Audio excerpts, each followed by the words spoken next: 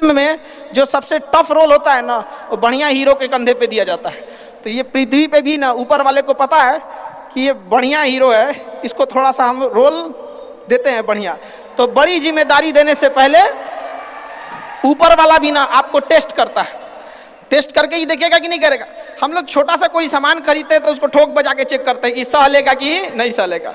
एक छोटा सा बर्तन कोई खरीदने जाता है तो पटक के दिखाता है, देखिए मजबूत है।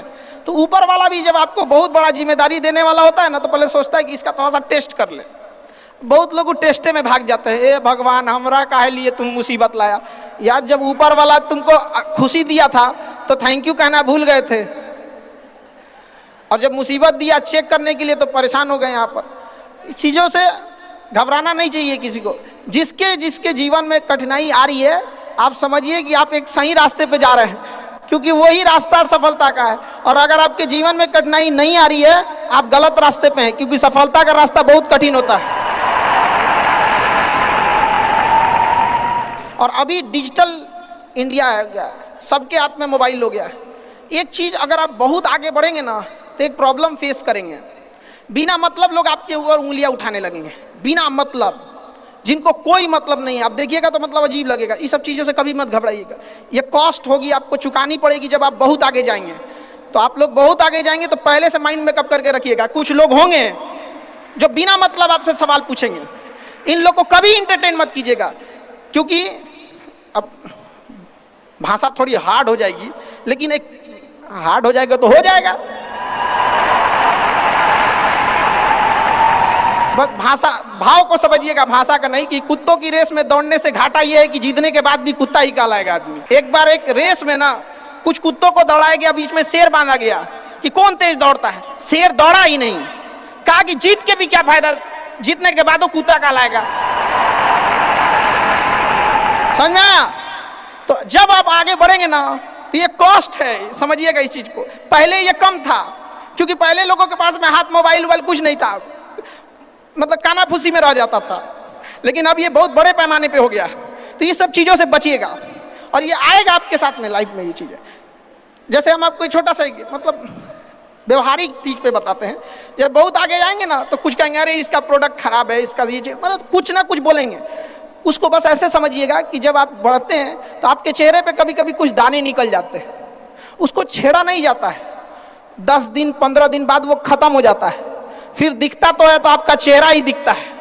और ज्यादा खखोरेंगे ना तो उधर के बर्बाद कर देगा आपको। हम निकला है छोड़ दीजिएगा उसको। एक समय आएगा जब आप ही जाने जाएंगे। यहाँ लोग किस चीज पे नहीं उंगलियां उठा देते हैं, भगवान को उंगलियां उठा दिए लोग। अग्नि परीक्षा भगवान को देना पड़ा, हम लोग की क्या औकात है जी यहाँ पर। इसलिए भाई इस सब चक्कर में नहीं पड़िएगा। आप जो हैं वो एकदम परफेक्ट है, चाहे जैसे भी। गलतियां सबसे होंगी, जो गलती करिएगा उसको एक्सेप्ट कर लीजिएगा। हाँ हमारे पास ऐसे गलती हो गई, नेक्स्ट टाइम से हम सुधारेंगे, बट कोशिश कीजिएगा गलतियां ना हो। लेकिन सबके जवाब देने की कोशिश मत कीजिएगा। आप इंसान है, कोई डिटर्जेंट नहीं है कि सफाई करते चलते हैं आप। और काबिल इतना बनिए ना कि लोग आपको रोकने के लिए ना साजिश करना पड़े, कोशिश नहीं। उस लेवल पे जाइए। आपको यार ये कैसे आगे निकल गए यहाँ पर। आएंगी चीज़ों को हम लोग भी फेस किए हैं, आप लोग भी फेस करना होंगे। यहाँ पे शुरुआत में सबको कॉस्ट चुकानी पड़ती है। और ना लोग कहते हैं कि सबके अंदर कोई यूनिक क्वालिटी होती है, इसको पहचानने का एक तरीका होता है। जब आप मुसीबत में फंसेंगे ना, तो वही काम कीजिएगा जो आपको सबसे अच्छा आता है, सबसे अच्छा आता है। आप मुसीबत में फंसेंगे। हम लोग जब इंटर पास किए थे तो हम लोग के सामने भी फाइनेंशियल क्राइसिस आया था। सबसे पहले वेल्डिंग मारना चालू किया था आदमी की, बिना किसी काम का किसी दुकान पर बैठ के वेल्डिंग मारते रहो। अरे सही भी मारते थे तो 4 को चीज सुना देता था, यार ऐसे नहीं ऐसे होता है, क्या बात करते हैं, बढ़िया मारते थे। और वही सुन लेता था आदमी यहाँ पे।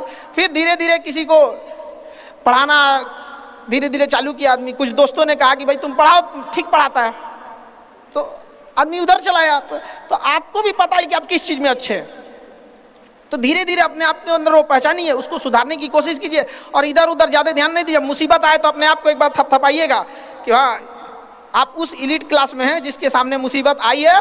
और एक समय आएगा कि जब आप इस मुसीबत को पार कर जाएंगे, और एक समय आएगा कि जब यहाँ आके आप अभी अपने संघर्ष की कहानी बताएंगे कि हम भी ऐसा थे। और हम आप सबसे यही उम्मीद करते हैं कि भगवान से भी हाथ जोड़ के यही दुआ मांगते हैं कि जितने लोग हैं देश के, सबको एक दिन अपनी कहानी सुनानी पड़े, क्योंकि यह देश वीरों की धरती है, वीरांगनाओं की धरती है। यहाँ पर हर बच्चा यहाँ का फौलाद है अपने आप में यहाँ पर। तो ये वक्त है अब ऋण चुकाने का।